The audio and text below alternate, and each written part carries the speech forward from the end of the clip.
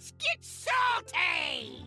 Hey everyone, Zeddy here again today with another Across the Timeways card review, and we have all of the remaining neutral cards to review, including one that seems literally useless. I have no idea what the hell's going on with it. It's actually a useless card compared to, well, you're gonna make the argument all the cards have been useless so far from these neutrals, but trust me, it's actually useless, and we actually have a bunch of other cards to go over that might not be useless. They might actually maybe see play. I don't know. They're neutrals. They're not supposed to be that great. Anyways, if you want to win a useless card and some other questionably useless cards, we have a giveaway going on for 2 regular pre-orders and 3 mega bundles out of my pocket to enter that giveaway. Like and comment in the video, link down description below, the one with that thumbnail over there. Be subscribed to the channel. Every 1,000 subs we get until all the cards are revealed, I will add another mega bundle, so hit that sub button. Make me go baroque. So let's start off with, oh no, a new Murloc. So I could just hear already, oh no, Quest Paladin going to be baroquing again. We have the Yester Walk, a 2-mana 3/1 Murloc. At the end of your turn, give your other minions +1 health. This does not buff itself. It's everything else. So you have a full board, like 6 other minions. This is 2 mana, gain 6 health on the board. That's quite nice. Is that going to see play? No idea. I imagine people will try it out in Murloc Paladin, but they're already getting buffs from their quest, and I guess it could be a bit more, win more on top of the win more they already got going on, but that's not what the deck struggles with at all, so I don't imagine it makes a huge difference there, and I don't know what any other deck is really looking for this. There's no, like, gain health deck, unless we're getting something later in the expansion. Who knows? But as of now, recording this, I'll probably give this a 2 out of 5. Like, it could slot into like a Murloc deck, could be pretty nice in a more tokeny deck to get that buff, but probably doesn't quite make the cut. But it certainly has possible validity to it. And in Wild, we'll give it a 1 because it's, again, too slow. And yeah, I don't know, you want to go face if you're going, why not just gain some health? I don't see that as really the deal. But again, if this doesn't die somehow, even though it has 1 health, I guess it could snowball further. But only Murloc Paladin can really utilize it where it might stick around. Anyways, yeah, it might be a Murloc Paladin card, but it probably doesn't make the cut. We have a new epic card here, the Circa Diamancer, a 3-mana 2/2 minion battle cry. You add a random 8-cost minion to your hand at the start of your turn. So I guess it's just gonna say constantly at the start of your next turn, then the turn after that, the turn after that, you reduce its cost by 1. So you play it on 3. On turn 4, it'll be down to 7. On turn 5, it'll be down to 6.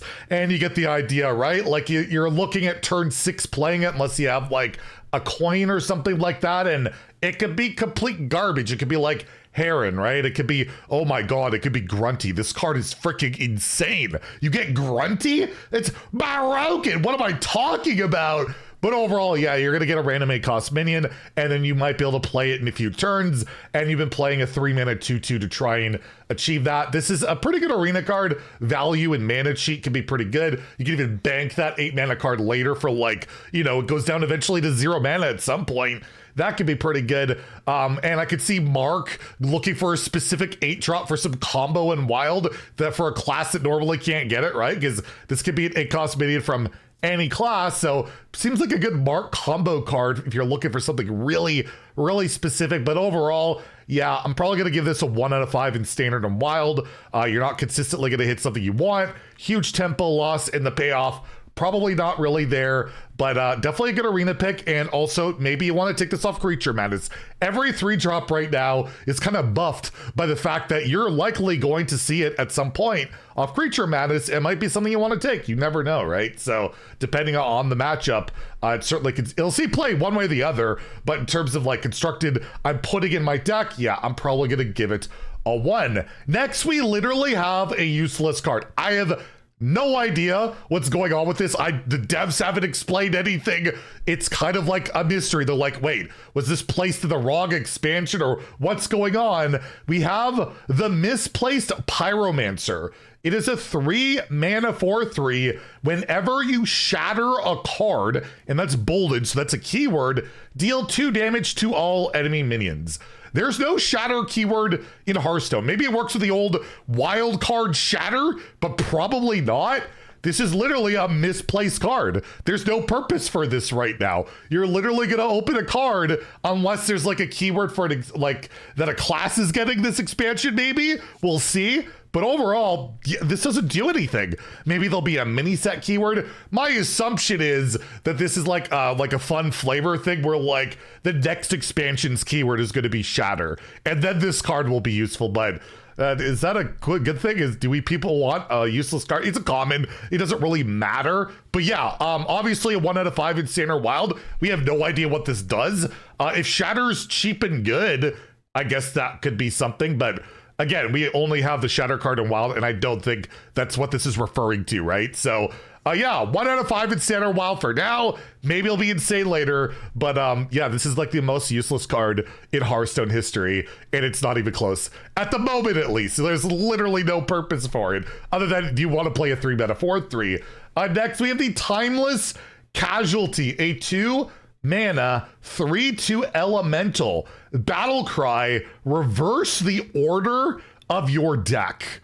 What a weird one. Okay, so yes, this is like the kind of a Polkelt style thing where it reorders your deck, but there's not a lot of ways to manipulate the ordering of your deck at the moment. You don't have Dredge, we don't have Polkelt, don't have Order in the Court. What's the point of this? I don't know. Maybe there'll be some cards that you can, I guess there are probably some things like, I guess Priest is the 4/4 that could put the most expensive card to the top of your deck, and then you could Timeless Casualties and then to the bottom of your deck. But overall, without, you know, having any knowledge of like reordering cards as it stands, this card's almost as useless as the Shatter card right now. I just don't know what you're doing with this in Standard right now. And while there's possibilities, but in Standard, I'm gonna give this a 1. I don't know why I want to reverse the order on my deck right now. I just don't. And in Wild, where you can Dredge, you can Sir Finley and do all sorts of different stuff with your deck and where things are placed, there's could see a place in something like maybe Holy Wrath Paladin for some reason. There's something you would want to do to, I don't know, get to the Ceaseless, or just different decks, right? Or maybe you play like, was it the Phelan card that would put Colossals at the bottom of your deck? You could play Timeless Casualty and all those Colossals should be put at the top of your deck, right? So there is some utility to this in Wild. I don't know if it will really be a meta card, but I'll give it a 2. There's things you can do with it. I don't think it'll be a meta card, but there's absolutely things you can do with it. And it's an elemental, so you just never know. So in Wild, there's more uses. In Standard, not so much. Next, we have the Living Paradox, a 3 mana 2/1 elusive minion with Battle Cry. Summon 2 2/1 Living Paradoxes with elusive. So basically you get 3 of these on the board as long as you've played it. Hasn't been like dirty ratted or whatever. So you get 3 2/1s, and that's about it. They're elusive, but they only have 1 health. Doesn't really work with hand buff, right? It's not summoning a copy of itself, so we don't have that. We could maybe, like, if we had a wide evolve card, that could be pretty good. It's like Desert Hare was in Standard for a bit with evolve in that Doom of the Tomb event that was absolutely terrible back in the day. But overall, it's just whatever. Like, I don't see why I'm playing this. Yeah, I could get some corpses for Death Knight. I can get some tokens to go a bit wide in a more tokeny deck. Maybe this is good in like Quest Druid, right? Like it's 3 mana, get 3 minions. Maybe it can help me fill the board. Like there's decks out there that could use something like this. I just don't feel like it's gonna elevate anything that well. So again, we're gonna go 1 out of 5 in Standard and Wild, but maybe again, look out for Quest Druid, where this is 3 minions to go wide. It can really help with that to try and get that reward, but that deck still feels really far off, and I don't think this will be the thing to get it going. We have the Paltry Flutterwing, a 1 mana 1/1 beast with Death Rattle. Summon a random 2-cost minion that is dormant for 2 turns. So pretty bad, right? Like it's a 1/1, that's not great. And then you get a 2-cost minion that's going to be dormant for a while. So you don't really get to utilize that, which is, again, not great. A lot of the times this will die on your opponent's turn, right? They'll kill it, and then you'll get the dormant proc right at the beginning of your turn, and so it'll be summoned the turn after. So it's almost not 2 turns, kind of, in a pseudo kind of way.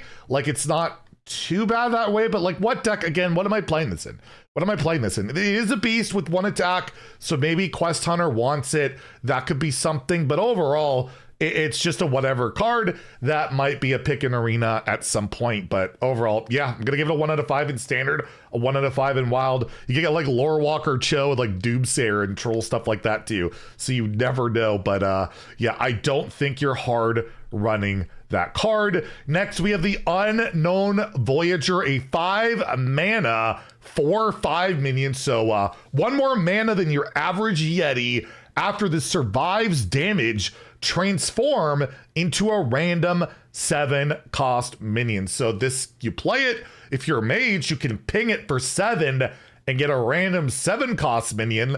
That seems bad. It just seems bad overall. A lot of times they'll just die and you get nothing, and a random 7-cost minion could be completely terrible, could be okay. But overall, yeah, pack filler garbage. Arena pick, maybe. Even in Arena, this seems really sus.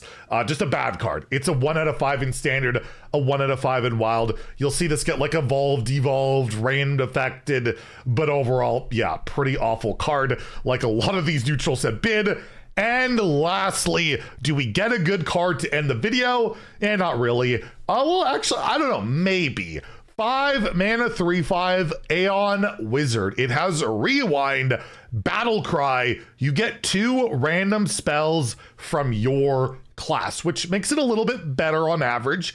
Class spells, or your class spells, you can kind of have a better idea of what you'll get. And if you don't like what you get, you rewind it. This will be super good in Arena. I'm just gonna say, any cards that generate random spells in Arena are typically really good. You get 2, plus you can rewind it, and you don't have to finale it like that 4/4 that sees a lot of, you like picking that in Arena usually in really good deck, in classes that like spells, and like in Mage, this would be really nice, and Priest and all that. So good Arena card. You're noticing I'm talking about Arena more because, yeah, on Ladder, I just don't think you're playing this. I think this is a 1 out of 5 in Standard and Wild. Yeah, it's value, but again, value in Hearthstone rarely is that big a deal right now, right? A lot of decks are not value centric. They're scam centric, very aggressive, or just gain a billion armor. There's not a lot of like tons of value decks. The main value card out there these days is the 8 mana Shallow spell because, well, it's good with Elise right now. That's the main reason.